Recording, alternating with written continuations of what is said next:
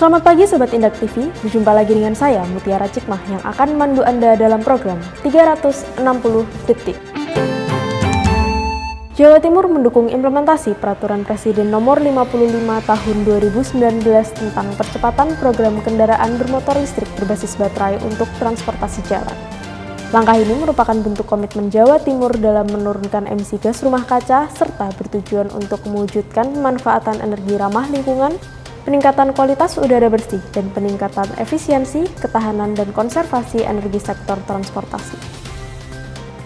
Membicarakan mobil listrik atau mobil listrik berbasis baterai ini memang menjadi bagian yang penting dalam artian begini, dalam artian yang melatar belakang itu adalah diantaranya bagaimana kita menurunkan gas rumah kaca sehingga lingkungan menjadi lebih bersih. Kemudian juga memang impor BBM juga cukup tinggi, untuk itu perlu efisiensi dan juga konservasi energi. Selain itu juga bagaimana pasar otomotif dalam negeri ini cukup besar. Untuk itu sejalan dengan Peraturan Presiden Nomor 55 Tahun 2019 di mana ada satu percepatan program kendaraan listrik berbasis baterai. Nah, baterai electric vehicle. Artinya bagaimana kemudian peraturan presiden ini kemudian diikuti dengan keputusan Menteri Perindustrian Nomor 27 Tahun 2020 tentang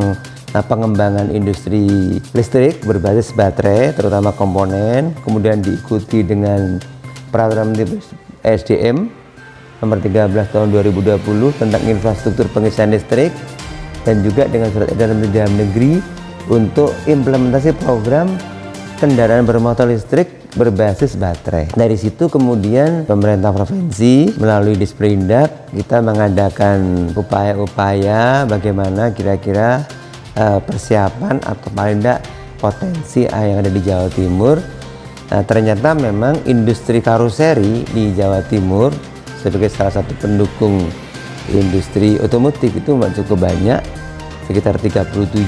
Kemudian ada beberapa industri komponen, baik itu yang di Sidoarjo maupun di Pasuruan, sentra-sentra komponen.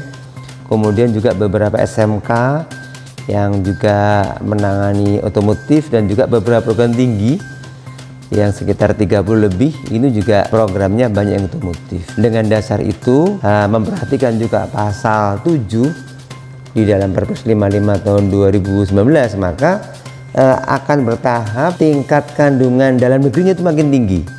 Untuk roda 2 itu bisa sampai 80% tahun 2026, untuk roda 4 bisa sampai 80% tahun 2030. Jadi ini artinya peluang bagaimana kemudian ketika program kendaraan listrik berbasis baterai ini didukung oleh produk-produk komponen yang dari lokal, termasuk juga karoserinya, sehingga mulai rancangan motor penggerak, kemudian diagram kelistrikan, pembuatan rangka utama dan pemasangan part itu bisa bersinergi dengan potensi Jawa Timur, termasuk sampai ke pemasarannya, termasuk juga pembiayaannya. Ini yang diharapkan sehingga Jawa Timur bisa lebih berperan, karena selama ini ketika industri komponen di Jawa Timur ini banyak memberikan kontribusi pada industri otomotif, maka juga bisa untuk memberikan peluang untuk pengembangan industri mobil listrik berbasis baterai. Tentu saja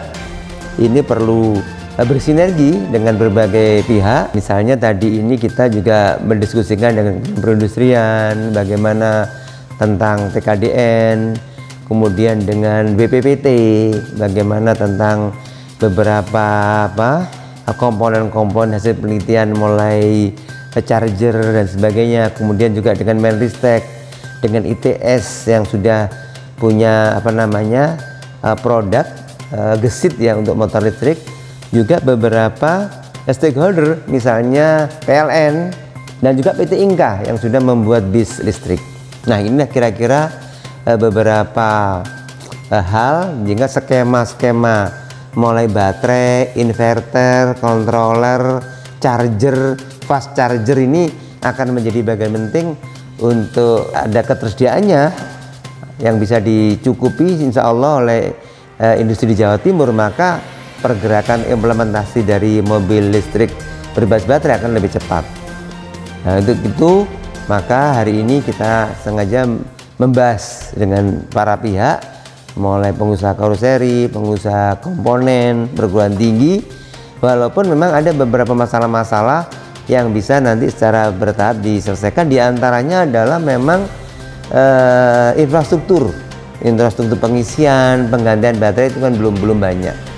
Tapi itu terus akan dilakukan sehingga kita harapkan ada satu pemetaan. Kemudian Ibu Gubernur juga membuat regulasi sudah, di mana diberikan insentif pada kendaraan listrik berbasis baterai untuk insentif pajaknya. Ini juga bisa dimanfaatkan. Kemudian juga nanti dari lembaga pembiayaannya. Yang paling penting adalah memang komersialisasi dari hasil penelitian di ITS maupun di BPPT maupun di Kemenristek untuk diterapkan di lapangan atau di Jawa Timur. Jadi harapannya adalah bagaimana kemudian mobil listrik atau kendaraan listrik berbasis baterai ini bisa menjadi familiar karena banyak orang memanfaatkan. Kemudian bagaimana TKDN, tingkat kandungan dalam negerinya bisa lebih tinggi, dan itu diproduksi oleh IKM-IKM kita atau industri Jawa Timur.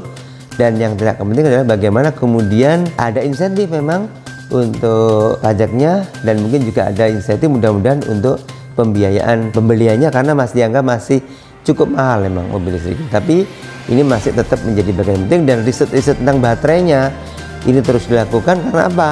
Karena hampir 40% harga kendaraan itu dari baterainya.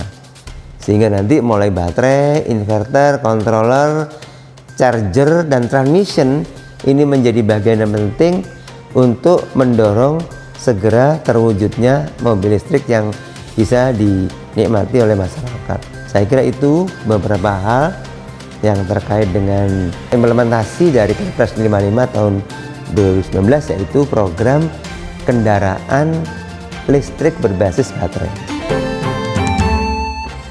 Terima kasih atas kebersamaan Anda dalam program 360 Detik. Saya Mutiara Cikmah pamit undur diri. Sampai jumpa. Salam Indak TV Jawa Timur.